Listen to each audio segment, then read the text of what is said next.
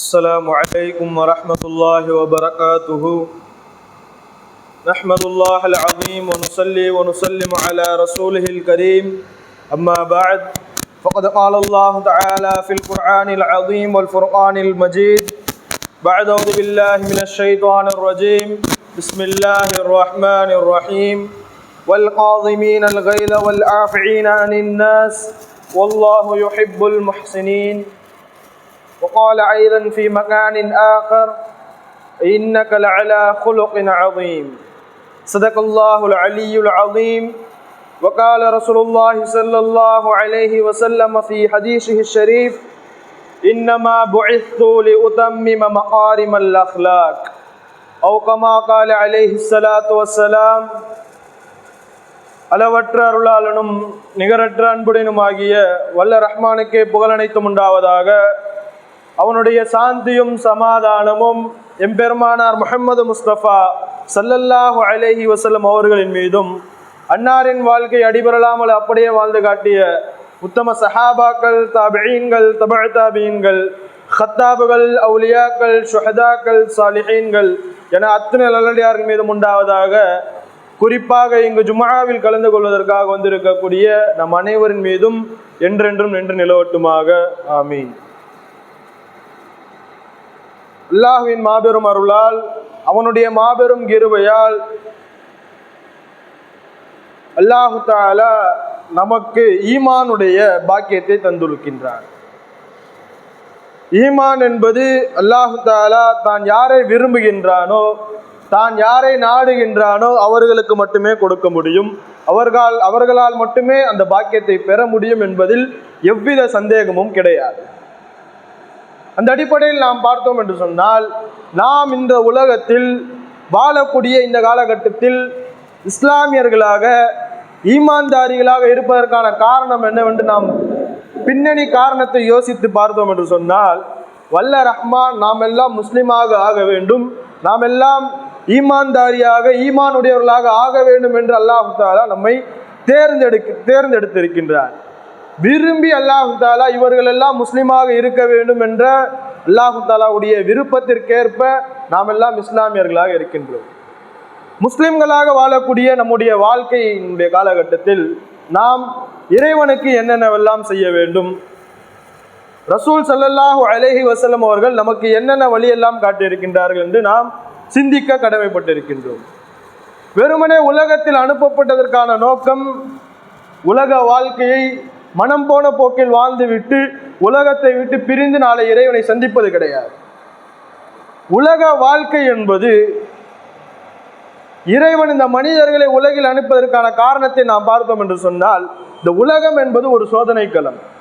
இந்த உலகம் ஒரு சோதனை களம். நாயகம் ஸல்லல்லாஹு அலைஹி வஸல்லமுடைய வார்த்தையில் சொல்ல வேண்டும் என்று சொன்னால், அத்துன்யா மஸ்ரஅத்துல் ஆஹிரா என்று கூறுவார்கள். இந்த உலகம் இருக்கின்றதே மறுமைக்கான விளைச்சல் பூமி, விவசாய நிலம் என்று நாயகம் ஸல்லல்லாஹு அலைஹி வஸல்லம் அவர்கள் பதிவு செய்கின்றார்கள். விவசாய நிலம் என்று ஏன் பதிவு செய்தார்கள் என்று ஹதீஸினுடைய விரிவுரையாளர்கள் இப்படி விளக்குவார்கள். ஒரு விவசாய பூமியில் நாம் எதை விளைச்சல் செய்கின்றோமோ அதைத்தான் அறுவடை செய்வோம். உதாரணமாக ஒரு விவசாயி அரிசியை அறுவடை செய்தார் என்று சொன்னால் அவர் அரிசியை தான் விவசாயம் செய்தார் என்று சொன்னால் அவர் அரிசியை தான் அறுவடை செய்வார். கோதுமையை விவசாயம் செய்தால் அவர் கோதுமையை தான் அறுவடை செய்வார். அதுபோன்றுதான் இந்த உலகம் என்பது ஒரு விளைச்சல் பூமி. நாம் எதை விதைக்கின்றோமோ, எதை விவசாயம் செய்கின்றோமோ, அதாவது உலகத்தில் வாழுகின்ற பொழுது நாம் நன்மைகள் செய்தோம் என்று சொன்னால் நாளை மறுமையில் அதைத்தான் அறுவடை செய்வோம். அதே போன்று அல்லாஹ் தஆலா நம் அனைவரையும் பாதுகாக்க வேண்டும். நாம் பாவங்களில் ஈடுபட்டோம் என்று சொன்னால் நாளை அந்த பாவங்களை தான் நாம் அறுவடை செய்வோம். அல்லாஹ் தஆலா நம் அனைவரையும் பாதுகாக்க வேண்டும். அதன் காரணமாகத்தான் நாயகம் ஸல்லல்லாஹு அலைஹி வஸல்லம் அவர்கள் உலகத்தை விவசாய நிலத்தோடு ஒப்பிட்டு கூறியிருக்கின்றார்கள். உலகத்தினுடைய வாழக்கூடிய அந்த காலகட்டத்தில் நாயகம் ஸல்லல்லாஹு அலைஹி வஸல்லம் அவர்கள் நம்முடைய வாழ்க்கை எப்படி அமைத்துக் கொள்ள வேண்டும், இறைவனுக்கு பிடித்ததாய் இறைவன் விரும்பியதாய் நம்முடைய வாழ்க்கை அமைத்துக் கொள்ள வேண்டும். நாயகம் ஸல்லல்லாஹு அலைஹி வஸல்லம் நம்முடைய வாழ்நாள் முழுவதும் அதை போன்று தான் வாழ்ந்து காட்டினார்கள். சஹாபாக்களுக்கும் அதே வாழ்க்கை முறைத்தான் கற்றுக் கொடுத்தார்கள். எப்படி வாழ வேண்டும்? அல்லாஹ் ஜல்ல ஷானு தஆலா உம்மத்தார்களுக்கு குர்ஆனை ஒரு அருட்கொடையாக கொடுத்திருக்கின்றார். அழியாத அருட்கொடையாக திருக்குர்ஆனை கொடுத்து திருக்குர்ஆன் என்றால் என்ன என்று நாம் யோசித்து பார்க்க வேண்டும். வெறுமனே ஓதுவதற்கு மட்டும் குர்ஆன் கிடையாது. குர்ஆனை ஓதுனா போதும், சூறாக்களை மனனம் செய்தால் போதும், தொழுகையில ஓதினால் போதும் என்பது கிடையாது. குர்ஆன் என்பது மனிதனுடைய அனைத்து வாழ்க்கையினுடைய அனைத்து விஷயங்களும் அடக்கி இருக்கக்கூடிய ஒரு சட்ட நூல். வெறுமனே ஒரு சட்ட நூல் மட்டுமல்லாமல் குர்ஆனிலே வரலாறுகளும் இருக்கின்றது, நபிமார்களுடைய வரலாறுகள் இருக்கின்றது, முன்னோர்களுடைய படிப்பினைகளும் நமக்கு அதில் இருக்கின்றது. அது போக நம்முடைய வாழ்க்கை எப்படி அமைத்து கொள்ள வேண்டும் என்பதற்கான சமூக ஒழுக்கங்களையும் குர்ஆன் நமக்கு கற்றுக் கொடுக்கின்றது. வெறுமனே அல்லாஹ் ஜல்ல ஷானஹு தஆலா குர்ஆனை கொடுத்து விட்டு அதன்படி நீங்கள் அமல் செய்து வாழுங்கள் என்று அல்லாஹ் தஆலா நமக்கு கட்டளையிடவில்லை. மாறாக எப்படி நம்முடைய வாழ்க்கை அமைத்துக் கொள்ள வேண்டும், நம்முடைய வாழ்க்கை முறை எப்படி இருக்க வேண்டும், இறைவன் எப்படி நம்முடைய வாழ்க்கை இருந்தால் விரும்புவான் என்பது உட்பட நாயகம் ஸல்லல்லாஹு அலைஹி வஸல்லம் அவர்களை அல்லாஹ் தஆலா நமக்காக அனுப்பியிருக்கின்றார். நாயகம் ஸல்லல்லாஹு அலைஹி வஸல்லம் குர்ஆனிலே கூறப்பட்டு இருக்கக்கூடிய அனைத்து ஒழுக்கங்களையும் உம்மத்தார்களுக்கு கற்றுக் கொடுத்தார்கள். நாயகம் ஸல்லல்லாஹு அலைஹி வஸல்லம் சொல்லக்கூடிய ஹதீஸ், குர்ஆன் என்பது இறைவன் நேரடியாக பேசிய வார்த்தைகள். ஹதீஸ் இறைவனால் நாயகம் ஸல்லல்லாஹு அலைஹி வஸல்லம் அவர்கள் பேச வைக்கப்பட்ட வார்த்தைகள் தான் ஹதீஸுகள். ஆக இரண்டையும் நாம் ஒப்பிட்டு பார்க்கின்ற பொழுது இரண்டிற்கும் பெரும்பாலும் எந்த ஒரு வித்தியாசமும் கிடையாது. இறைவன் நேரடியாக பேசிய வார்த்தைகள் தான் குர்ஆனிலே தெள்ளத் தெளிவாக பதிவு செய்யப்பட்டு இருக்கின்றது.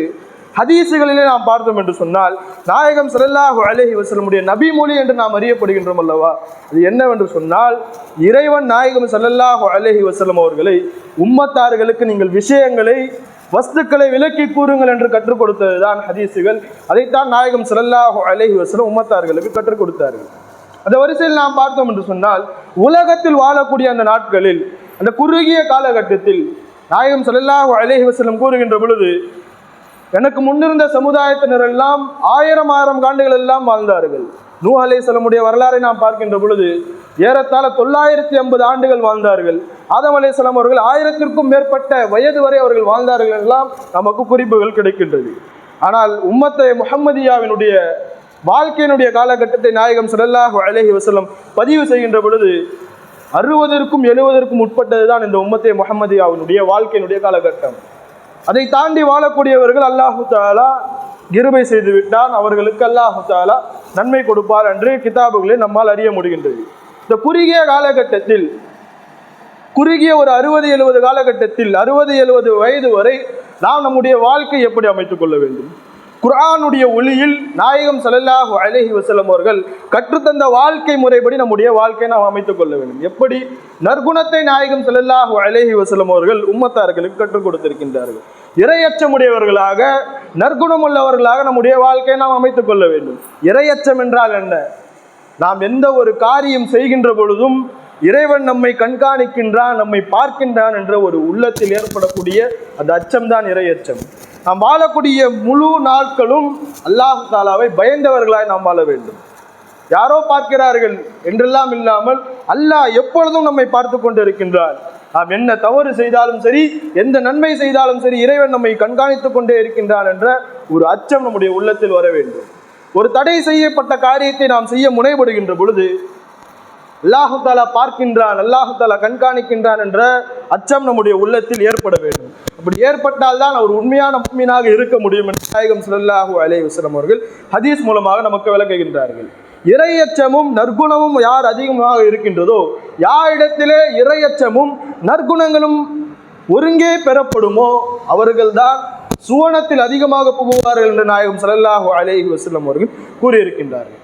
நம்முடைய வாழக்கூடிய அந்த குறுகிய காலகட்டத்தில் முழுவதும் இறைவனை பயந்தவர்களாய், நற்குணம் உடையவர்களாய், ஒவ்வொரு அசைவும் குர்ஆனுடைய ஒளியிலும் ஹதீஸினுடைய ஒளியும் நம்முடைய ஒவ்வொரு அசையும் அமைய வேண்டும். அப்படி அமைந்தால்தான் நாம் சொர்க்கத்தில் புகுவது என்பது நிச்சயிக்கப்படும் என்பதில் எந்த ஒரு சந்தேகமும் கிடையாது. நாம் வாழக்கூடிய இந்த காலகட்டத்தில் நாயகம் ஸல்லல்லாஹு அலைஹி வஸல்லம் நிறைய விஷயங்களை கற்றுக் கொடுத்திருக்கின்றார்கள். ஒழுக்கம் உள்ளவர்களாக தனி மனித ஒழுக்கத்தையும் கற்றுக் கொடுத்திருக்கின்றார்கள். ஒரு சமுதாயம் எப்படி சமூக ஒழுக்கத்தில் கட்டுப்பட்டு நடக்க வேண்டும் உட்பட நாயகம் ஸல்லல்லாஹு அலைஹி வஸல்லம் அவர்கள் கற்றுக் கொடுத்திருக்கின்றார். தனி மனித ஒழுக்கம் என்றால் என்ன? ஒவ்வொரு நபரும் தம்முடைய வாழ்க்கையில் பேண வேண்டிய ஒழுக்கங்கள்.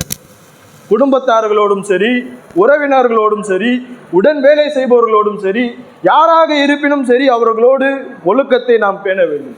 ஒழுக்கம் என்றால் அது ஒரு தனி சப்ஜெக்ட் கிடையாது. நாம் அன்றாடம் வாழக்கூடிய வாழ்க்கையை தீய வழிமுறைகளில் நம்முடைய வாழ்க்கையை அமைத்துக் கொள்ளாமல் ஆகுமாக்கப்பட்ட ஹலாலாக்கப்பட்ட இறைவன் கற்றுக் கொடுத்த வழிமுறையில் நம்முடைய வாழ்க்கையை அமைக்க வேண்டும். இதுதான் ஒழுக்கம். ஒழுக்கம் என்பது ஒரு தனி சப்ஜெக்ட் கிடையாது, ஒரு தனி பாடம் கிடையாது, அதை படிக்க வேண்டும் என்பதெல்லாம் கிடையாது. அன்றாடம் நாம் நடக்கக்கூடிய நடைமுறைகளை சரிப்படுத்தி மேம்படுத்தி நம்முடைய வாழ்க்கை அமைத்துதான் ஒழுக்கம் என்று நம்மால் அறிய முடிகின்றது. நாயகம் ஸல்லல்லாஹு அலைஹி வஸல்லம் அவர்கள் நம்முடைய வாழ்நாள் முழுவதும் இதை பின்பற்றியவர்களாகத்தான் இருந்தார்கள். ஹதீஸிலே கூறுகின்ற பொழுது நாயகம் ஸல்லல்லாஹு அலைஹி வஸல்லம் அவர்கள் கூறுகின்றார்கள், இன்னமா புஇத்து லியுதம்மிம மகாரிமல் அஹ்லாக், நான் இந்த உலகத்தில் ஒட்டுமொத்த நற்குணங்களையும் பரிபூரணப்படுத்துவதற்காக முழுமைப்படுத்துவதற்காகத்தான் இந்த உலகத்திற்கு நான் அனுப்பப்பட்டுள்ளேன் என்று நாயகம் ஸல்லல்லாஹு அலைஹி வஸல்லம் அவர்கள் உலகிற்கு அனுப்பப்பட்ட காரணத்தை விளக்கி கூறுகின்றார்கள். அவர்கள் வாழ்நாள் முழுவதும் நற்குணமுடையவர்களாக, யாருக்கும் எந்த ஒரு தீங்கும் செய்யாதவர்களாக, எப்பொழுதும் நன்மை செய்யக்கூடியவர்களாகத்தான் நாயகம் ஸல்லல்லாஹு அலைஹி வஸல்லம் அவர்கள் இருந்திருக்கின்றார்கள். அல்லாஹ் ஜல்ல ஷானுஹு தஆலா நாயகம் ஸல்லல்லாஹு அலைஹி வஸல்லம் அவர்களுக்கு அவர்களுடைய 40வது வயதில் தான் நபி பட்டத்தை அருளுகின்றான். 40வது வயதில் அறிவிக்கின்றான், நீங்கள் அல்லாஹு தஆலாவுடைய நபியாக இருக்கின்றீர்கள் என்று. அதற்கு முன்பு நாயகம் ஸல்லல்லாஹு அலைஹி வஸல்லம் அவர்கள் வாழ்ந்த வாழ்க்கையை நாம் அலசி பார்த்தோம் என்று சொன்னால், அன்றிருந்த மக்கத்து காஃபிர்கள் எல்லாம் நாயகம் ஸல்லல்லாஹு அலைஹி வஸல்லம் அவர்களிடத்தில் தான் பொருட்களை கொடுத்து வைப்பார்களாம். அங்கிருந்த ஜாஹிலியாவினுடைய காலகட்டத்தில் இஸ்லாம் முழுவதுமாக வளர்ச்சி பெறவில்லை. அந்த காலகட்டத்தில் கூட முஷ்ரிக்கீன்களாக காஃபிர்களாக இருந்தவர்கள் எல்லாம் நாயகம் ஸல்லல்லாஹு அலைஹி வஸல்லமுக்கு என்ன பெயர் வைத்தார்கள் என்று அறிந்தோமானால், நாயகம் ஸல்லல்லாஹு அலைஹி வஸல்லம் அவர்களுக்கு அமீன் அஸ்-சாதிக் என்று பெயர் வைத்திருக்கின்றார்கள். நம்பிக்கைக்குரியவர், எப்பொழுதும் உண்மையைத்தான் பேசுவார் என்று ஜாஹிலியா காலத்து மக்கள் நாயகம் ஸல்லல்லாஹு அலைஹி வஸல்லம் அவர்களுக்கு பெயர் வைக்கின்றார்கள். எந்த ஒரு பொருளை எப்பொழுது கொடுத்தாலும் எப்பொழுது மீண்டும் கேட்டாலும் நாயகம் ஸல்லல்லாஹு அலைஹி வஸல்லம் அவர்கள் திருப்பி அந்த பொருள் எப்படி கொடுக்கப்பட்டதோ அதே நிலையில் மீண்டும் அவர்கள் ஒப்படைப்பார்கள் என்று அவர்களுடைய விளக்கமாக நம்மால் காண முடிகின்றது. அவருடைய வாழ்க்கை முழுவதும் வெறுமனே நபியாக ஆக்கப்பட்டது பிறகு மட்டுமல்லாமல் பிறந்தது முதல் இந்த உலகத்தை விட்டு பிரிகிற வரை இறைவனுக்கு பிடித்தவர்களாக, இறைவனை விரும்பியவர்களாக வாழ்ந்தார்கள். வெறுமனே தாம் மட்டும் வாழ்ந்தார்களா? கிடையாது. தம்மை சுற்றி இருந்த சஹாபாக்கள், தம்மை சுற்றி இருந்த சமுதாயத்தினர் அனைவருக்கும் ஒழுக்கத்தை கற்பித்தவர்கள் நாயகம் ஸல்லல்லாஹு அலைஹி வஸல்லம் அவர்கள் வாழ்ந்தார்கள். தம்மோடு இருந்தவர்களுக்கு மட்டும் சொல்லிக் கொடுக்காமல் அவர்களை தொடர்ந்து வரக்கூடிய சமுதாயத்தினருக்கும் சந்ததியினருக்கும் நாயகம் ஸல்லல்லாஹு அலைஹி வஸல்லம் அவர்கள் ஹதீஸுகளாக ஒவ்வொரு சஹாபாக்கள் மூலமாகவும் எடுத்துரைக்கப்பட்டு இன்று அளவிலும் நம் வரை அந்த செய்தி சேர்ந்திருக்கிறது என்று சொன்னால், நாயகம் ஸல்லல்லாஹு அலைஹி வஸல்லம் ஒரு எப்படிப்பட்ட ஒரு வாழ்க்கை வாழ்ந்திருப்பார்கள் என்று நாம் யோசிக்க கடமைப்பட்டு இருக்கிறோம். அப்துல்லா பின் முபாரக் ரலியல்லாஹு அன்ஹு ரஹ்மத்துல்லாஹி அலைஹி அவர்கள்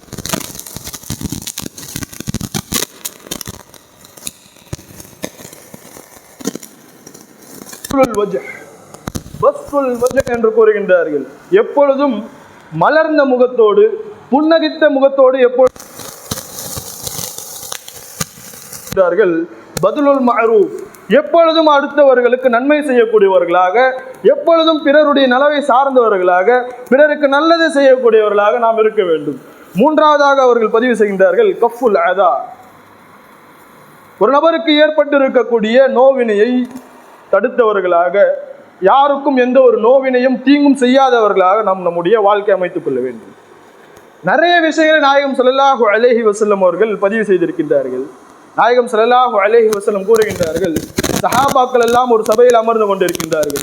நாயகம் ஸல்லல்லாஹு அலைஹி வஸல்லம் கேள்வி எழுப்புகின்றார்கள், ஆக பரிதாபமான ஏழைகள் யார் என்று உங்களுக்கு தெரியுமா என்று சஹாபாக்களிடம் கேட்கின்ற பொழுது சஹாபாக்கள் எல்லாம் பதில் கூறுகின்றார்கள், யாரிடத்துல தம்முடைய சுய தேவைகளை பூர்த்தி செய்து கொள்ள முடியாத அளவுக்கு பணங்காசுகள் இல்லையோ அவர்கள்தான் மிகவும் பரிதாபமான ஏழைகள் என்று சஹாபாக்கள் பதில் கூறுகையில், நாயகம் ஸல்லல்லாஹு அலைஹி வஸல்லம் அவர்களுடைய பதிலுக்கு மறு ஜவாப் கொடுக்கின்றார்கள், கிடையாது. யார் ஒரு நபர் இந்த உலக அல்லாஹு தாலாவை வணங்கி அல்லாஹு தாலாவுக்கு அதிகமான நன்மைகள் செய்து ஒழுக்கங்களை பேணி அதிகமான முறையில் வாழ்ந்து பிறருக்கு நோவினை செய்கின்றார் அல்லவா, அவர் நாளை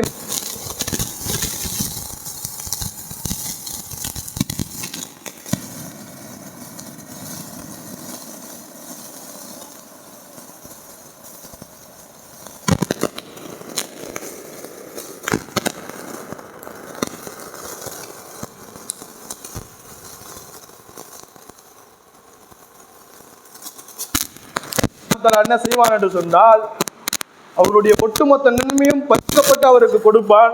நன்மைகள் எல்லாம் தீர்ந்து விடவே அல்லாஹ் தஆலா என்ன செய்வான் என்று சொன்னால் இவர்களுடைய பாதிக்கப்பட்டவர்களுடைய பாவங்கள் எல்லாம் இருக்கும் அல்லவா, அந்த பாவத்தை எல்லாம் தூக்கி அல்லாஹ் தஆலா எந்த ஒரு நபர் நோவினை செய்தாரோ அந்த நபருக்கு கொடுத்து விட்டு இவரை சொர்க்கத்துக்கு அனுப்பி விடுவான், இவரை தூக்கி நரகத்திலே விடுவான். நாயகம் ஸல்லல்லாஹு ஹதீஸிலே விளக்குகின்றார்கள். நாம் இந்த உலகத்தில் வாழக்கூடிய காலகட்டத்தில் இறைவனை முழுவதுமாய் வணங்கி நம்முடைய பிறருக்கு நோவினை சொன்னால் பிறருக்கு என்று சொன்னால் அந்த அமல் புரோஜனம் அளிக்காது என்பது இந்த வரலாறு இந்த சம்பவத்தின் மூலமாக நமக்கு தெரிய வருகின்றது. வாழக்கூடிய காலகட்டத்தில்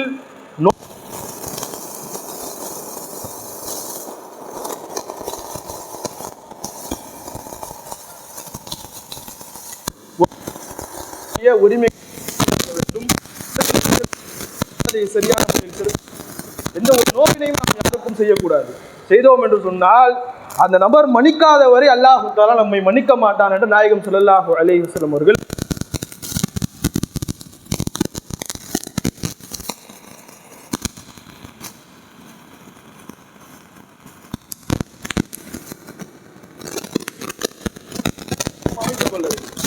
நாயகம் ஸல்லல்லாஹு அலைஹி வஸல்லம் சொல்லக்கூடிய ஹதீஸ் புகாரியினுடைய முதலாவது பாபிலே பதிவு செய்யப்பட்டிருக்கின்றது.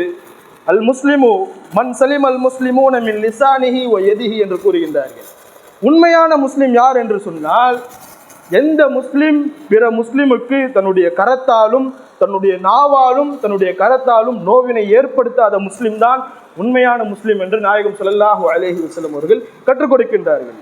உண்மையான முஸ்லிமுக்கான அடையாளம் என்னவென்று சொன்னால் எந்த ஒரு முஸ்லிமையும் நாவினாலும் சரி நம்முடைய கரங்களினாலும் சரி எந்த ஒரு நோவினும் ஏற்படுத்தாமல் இருப்பதுதான் உண்மையான முஸ்லிமுக்கு அடையாளம் என்று நாயகம் ஸல்லல்லாஹு அலைஹி வஸல்லம் கூறியிருக்கக்கூடிய விஷயத்தை நாம் சிந்திக்க கடமைப்பட்டிருக்கின்றோம்.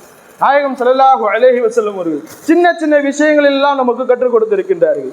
சின்ன சின்ன விஷயங்கள் என்று சாதாரண விஷயம் என்று நாம் நினைக்கக்கூடிய விஷயங்கள் எல்லாம் அல்லாஹ் தஆலா அதிகமான நன்மைகளை புதைத்து வைத்திருக்கின்றான் என்று நாம் சிந்திக்க கடமைப்பட்டிருக்கின்றோம். பாதைகளில் நாம் செல்லுகின்ற பொழுது பாதைகளிலே இடையூறு தரக்கூடிய விஷயங்கள் இருக்கும் அல்லவா, சின்ன கற்களோ சரி ஏதேனும் ஒரு இடையூறு தரக்கூடிய பொருட்கள், அந்த பொருட்களை அகற்றுவது தர்மத்திற்கு சமமானது என்று நாயகம் ஸல்லல்லாஹு அலைஹி வஸல்லம் அவர்கள் கற்றுக் கொடுத்திருக்கின்றார்கள்.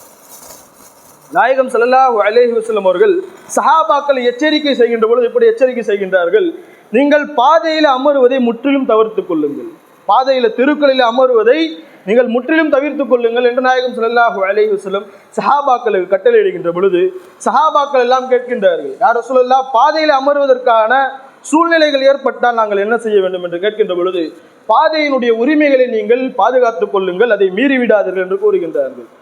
மீண்டும் கேட்கின்றார்கள், பாதையினுடைய உரிமைகள் அதனுடைய கடமைகள் என்றால் என்ன யார் ரசூலல்லாஹ் கேட்கின்ற பொழுது பாதையிலே உட்காருகின்ற பொழுது உங்களுடைய பார்வையை பேணக்கூடியவர்களாக நீங்கள் இருங்கள், பிற நபர்களுக்கு இடையூறு தராதவர்களாக, யாருக்கும் எந்த ஒரு தொந்தரவும் தராதவர்களாக நீங்கள் அந்த பாதையில் அமர்ந்து உங்களுடைய வேலையை செய்யுங்கள் என்று நாயகம் ஸல்லல்லாஹு அலைஹி வஸல்லம் அவர்கள் கற்றுக் கொடுத்திருக்கின்றார்கள். மேலும் நாயகம் ஸல்லல்லாஹு அலைஹி வஸல்லம் கூறுகின்ற பொழுது இப்படி கூறுகின்றார்கள், எனக்கு உம்மத்தார்களுடைய நன்மை தீமைகள் எடுத்து காட்டப்பட்டது. நன்மைகளாக நாயகம் ஸல்லல்லாஹு அலைஹி வஸல்லம் அவர்கள் ஆக சிறந்த நன்மையாக நான் கருதியது என்னவென்று சொன்னால், காட்டப்பட்டது என்ன என்று சொன்னால், பாதையிலே இருக்கக்கூடிய இடையூறுகளை சிறிய கற்களாக இருக்கட்டும் சரி, முற்களாக இருக்கட்டும் சரி, எந்த ஒரு இடையூறு தரக்கூடிய விஷயங்களாக இருக்கட்டும் அதை அகற்றுவது உம்மத்திலே ஆக சிறந்த அமலாக இருக்கின்றது என்று நாயகம் ஸல்லல்லாஹு அலைஹி வஸல்லம் அவர்கள் கூறினார்கள். அடுத்த கட்டமாக நாயகம் ஸல்லல்லாஹு அலைஹி வஸல்லம் அவர்கள் இதனுடைய உம்மத்திலே ஆக மிக மோசமான பாவங்கள் எது என்று சொன்னால், பள்ளிவாசல்களிலே அசுத்தம் செய்து அதை சரியான முறையில் சுத்தம் செய்யாமல் விட்டுவிடுவது மிகப்பெரிய பாவம் என்று நாயகம் ஸல்லல்லாஹு அலைஹி வஸல்லம் அவர்கள் கூறினார்கள். இந்த சஹாபாக்களுடைய காலகட்டத்தில் நாம் பார்த்தோம் என்று சொன்னால் பள்ளிவாசல்கள் எல்லாம் திறந்த ஒரு வேலையாகத்தான் இருக்கும். நாம் இன்று அமர்ந்திருப்பது போன்று பாய்களும் மெத்தைகளும் கிடையாது, வெறுமனே மண் தரையிலே அவர்கள் தொழுவார்கள். அப்படி இருக்கின்ற பொழுது தொழக்கூடிய நேரங்களிலே சில சமயம் அவர்களுடைய சளி ஏற்படும், எச்சில்களை அவர்கள் துப்பிவிடுவார்கள், துப்பிவிட்டு அதை மண் போட்டு மூடிவிட வேண்டும். இப்படி மூடாமல் விட்டு விடுவார்கள் நாயகம் ஸல்லல்லாஹு அலைஹி வஸல்லம் அவர்கள் எச்சரிக்கை செய்திருக்கின்றார்கள். நம்முடைய காலகட்டத்தில் அதை பொருத்தி பார்க்க வேண்டும் என்று சொன்னால் பள்ளிவாசலுடைய ஒது ஹானாக்களையும் பள்ளிவாசலுடைய பைத்துல் ஹலாக்களையும் சரியான முறையில் நாம் சுத்தம் செய்துவிட்டு வர வேண்டும். இதெல்லாம் சின்ன சின்ன விஷயங்கள் என்று நாம் சர்வசாதாரணமாக கருதுவது நாளை நம்முடைய சொர்க்கத்தினுடைய புகுதலுக்கு தடை விதிக்கக்கூடியதாக கூட ஆகிவிடும். அல்லாஹ் தஆலா பாதுகாக்க வேண்டும். நாயகம் ஸல்லல்லாஹு அலைஹி வஸல்லம் அவர்கள் வாழ்நாள் முழுவதும் நன்மை செய்யக்கூடியவர்களாக, நன்மை ஏவக்கூடியவர்களாக இருந்தார்கள். சஹாபாக்கள் எல்லாம் நாயகம் ஸல்லல்லாஹு அலைஹி வஸல்லம் அவர்கள் சொல்லக்கூடிய விஷயங்களை நம்முடைய வாழ்க்கையில் முழுவதும் பின்பற்றக்கூடியவர்களாக, முழுவதும் தம்முடைய வாழ்க்கையில் பின்பற்றி பிற தோழர்களுக்கும் பிற சமுதாயத்தினருக்கும் அவர்கள் கற்றுக் கொடுக்கக்கூடியவர்களாக இருந்தார்கள். அந்த ஒரே ஒரு காரணத்திற்காகத்தான் இன்றளவிலும் நாயகம் ஸல்லல்லாஹு அலைஹி வஸல்லம் அவர்கள் கற்றுக் கொடுத்த விஷயம் நம் வரை அது சேர்ந்திருக்கிறது என்று சொன்னால், சஹாபாக்கள் ஒவ்வொருவர் மாற்றி மாற்றி மற்ற நபருக்கு கற்றுக் கொடுத்ததில்லை மட்டுமே தவிர வேறு எந்த ஒரு காரணமும் கிடையாது. நாம் ஒரு விஷயத்தை செய்கின்ற பொழுது, ஒரு நல்ல அமல்களை செய்கின்ற பொழுது நாம் மட்டும் செய்யாமல் பிறருக்கும் அதை செய்விப்பது என்பது, அரபுலே ஒரு பழமொழி கூறுவார்கள், அத்தாலு அலல் கைரி கஃபாயிலி என்று கூறுவார்கள். நல்லதின் பக்கம் வழிகாட்டக்கூடிய நபர் அந்த நல்லதை செய்தவரை போன்றாவார். அதாவது ஒரு நபருக்கு ஒரு நல்ல விஷயத்தை நாம் வழிகாட்டினோம் என்றால், அந்த நபர் வாழ்நாள் முழுவதும் எப்பொழுதெல்லாம் அந்த அமலை செய்வாரோ அவருக்கு எப்பேற்பட்ட நன்மைகளை அல்லாஹ் தஆலா வழங்குவானோ அந்த நன்மையில் எல்லளவும் குறையாமல் முழுவதுமாக அல்லாஹ் தஆலா வழிகாட்டிய நபருக்கு தருவான் என்பதில் எந்த ஒரு சந்தேகமும் கிடையாது. நாம் செய்யக்கூடிய விஷயங்களை, வாழக்கூடிய இந்த குறுகிய காலகட்டத்தை இறைவனுக்கு பிடித்ததாய், இறைவன் விரும்பியதாய் நம்முடைய வாழ்க்கை அமைத்துக் கொள்ள வேண்டும். நாயகம் ஸல்லல்லாஹு அலைஹி வஸல்லம் அவர்கள் இறுதியாக ஒரே ஒரு விஷயம், நாயகம் ஸல்லல்லாஹு அலைஹி வஸல்லம் அவர்கள் தர்மம் செய்ய வேண்டும் என்று கூறுகின்றார்கள். எல்லாரும் தர்மம் செய்ய வேண்டும். செல்வமற்றவர் என்ன செய்வார் என்று சஹாபாக்கள் எல்லாம் கேட்கின்ற பொழுது சின்ன சின்ன விஷயங்கள் எல்லாம் நாயகம் ஸல்லல்லாஹு அலைஹி வஸல்லம் அவர்கள் கூறுகின்றார்கள். தர்மத்தோடு சதகாவினோடு அதை ஒப்பிட்டு நாயகம் ஸல்லல்லாஹு அலைஹி வஸல்லம் அவர்கள் பேசுகின்றார்கள். முதலாவதான விஷயம் என்று சொன்னால், பிறரை சந்திக்கின்ற பொழுது சிரிப்பது, பிறரை சந்திக்கின்ற பொழுது மனதிலே ஆனந்தம் ஏற்பட்டு புன்னகை ஏற்படும் அல்லவா, அதுவும் தர்மத்திற்கு சமமானது என்று நாயகம் ஸல்லல்லாஹு அலைஹி வஸல்லம் அவர்கள் நமக்கு கற்றுக் கொடுக்கின்றார்கள். இரண்டாவது விஷயத்தை நாம் பார்த்தோம் என்று சொன்னால், பிற நபருக்கு நன்மையை செய்ய ஏவுவதும் அவரை பாவம் செய்வதை விட்டு தடுப்பதும் தர்மத்தில் அடங்கும் என்று நாயகம் ஸல்லல்லாஹு அலைஹி வஸல்லம் அவர்கள் நமக்கு கற்றுக் கொடுத்திருக்கின்றார்கள். அடுத்ததாக நாம் பார்த்தோம் என்று சொன்னால், ஒரு நபர், வழி தெரியாத ஒரு நபர், புதியதாக வந்திருக்கக்கூடிய ஒரு நபர் நம்முடைய ஊரிலே மாட்டிக்கொள்கின்றார். எங்கு செல்ல வேண்டும் அவருக்கு வழி தெரியவில்லை. வழி தெரியாத நபருக்கு சரியான வழியை காட்டுவது நாயகம் ஸல்லல்லாஹு அலைஹி வஸல்லம் அவர்கள் இந்த வழிகாட்டுதலுடைய செயலை தர்மத்தோடு ஒப்பிட்டு பேசியிருக்கின்றார்கள். அடுத்ததாக நாம் பார்த்தோம் என்று சொன்னால், நாம் முன்பு கூறியது போன்று பாதையில் இருக்கக்கூடிய இடையூறுகளை, இடைஞ்சல் தரக்கூடிய, தொந்தரவு தரக்கூடிய விஷயங்களை வழியிலே செல்லுகின்ற பொழுது நாம் அகற்றுவதும் தர்மத்திற்கு சமமானது என்று நாயகம் ஸல்லல்லாஹு அலைஹி வஸல்லம் அவர்கள் கற்றுக் கொடுத்திருக்கின்றார்கள். இறுதியாக நாயகம் ஸல்லல்லாஹு அலைஹி வஸல்லம் அவர்கள் நாம் உண்ணுகின்ற பொழுது நமக்கிட்ட இருக்கின்ற அந்த உணவை மற்ற சகோதரர்களோடு பங்கிட்டு உண்ணுவது என்பது அதுவும் தர்மத்தில் கட்டுப்பட்டது என்று நாயகம் ஸல்லல்லாஹு அலைஹி வஸல்லம் அவர்கள் கற்றுக் கொடுத்திருக்கின்றார்கள். நாயகம் ஸல்லல்லாஹு அலைஹி வஸல்லம் அவர்கள் எல்லா மதத்தினரிடத்தும் எல்லா மனிதர்களிடத்திலும் ஒழுக்கம் உள்ளவர்களாக, நல்ல மனிதராக பெயர் பெற்று இருக்கின்றார்கள். நாயகம் ஸல்லல்லாஹு அலைஹி வஸல்லம் அவர்கள் ஒரு சபையில் அமர்ந்து கொண்டிருக்கின்ற பொழுது ஒரு யூதனுடைய ஜனாதா எடுத்து செல்லப்படுகின்றது. ஒரு யஹூதியினுடைய ஜனாதா எடுத்து செல்லப்படுகின்ற பொழுது நாயகம் ஸல்லல்லாஹு அலைஹி வஸல்லம் அவர்கள் அந்த ஜனாதாவிற்கு மரியாதை செலுத்தும் வண்ணமாக எழுந்து நிற்கின்றார்கள். சஹாபாக்கள் எல்லாம் அந்த ஜனாதா சென்று விட்ட பிறகு கேட்கின்றார்கள், யா ரசூலல்லாஹ், அது ஒரு யஹூதியினுடைய, ஒரு காஃபியனுடைய ஜனாதா, நீங்கள் ஏன் எழுந்து நிற்கின்றீர்கள் என்று கேட்கின்ற பொழுது, அலைஸ நஃப்ஸ் என்று நாயகம் ஸல்லல்லாஹு அலைஹி வஸல்லம் கூறினார்கள். அதுவும் ஒரு உயிர்தானே என்று நாயகம் ஸல்லல்லாஹு அலைஹி வஸல்லம் அவர்கள் சஹாபாக்களுக்கு விளக்கம் கூறினார்கள். இதே போன்று நாயகம் ஸல்லல்லாஹு அலைஹி வஸல்லம் அவர்கள் ஒரு ஊரிலே இருக்கின்ற பொழுது கருப்பினத்தை சேர்ந்த, கருப்பாக இருக்கக்கூடிய ஒரு நபர், கருப்பினத்தை சேர்ந்த ஒரு நபர் நாயகம் ஸல்லல்லாஹு அலைஹி வஸல்லம் அவர்களுக்கு அடிக்கடி காய்கறிகளை அன்பளிப்பாக தரக்கூடிய நபராக இருந்தார். அவர் காய்கறி வியாபாரம் செய்யக்கூடிய நபர். நாயகம் ஸல்லல்லாஹு அலைஹி வஸல்லம் அவர்கள் காய்கறியை பெற்றுக்கொண்டு அந்த நபருக்கும் அவர்கள் அன்பளிப்பு தரக்கூடியவர்களாக இருந்தார்கள். ஒரு முறை அந்த நபர் மதீனாவினுடைய கடை வீதிகளிலே காய்கறி வியாபாரம் செய்து கொண்டிருந்த பொழுது நாயகம் ஸல்லல்லாஹு அலைஹி வஸல்லம் அவர்கள் அந்த நபருக்கு பின்னால் சென்று அந்த நபரை இறுக்கி கட்டிப்பிடித்து கொண்டார்கள்.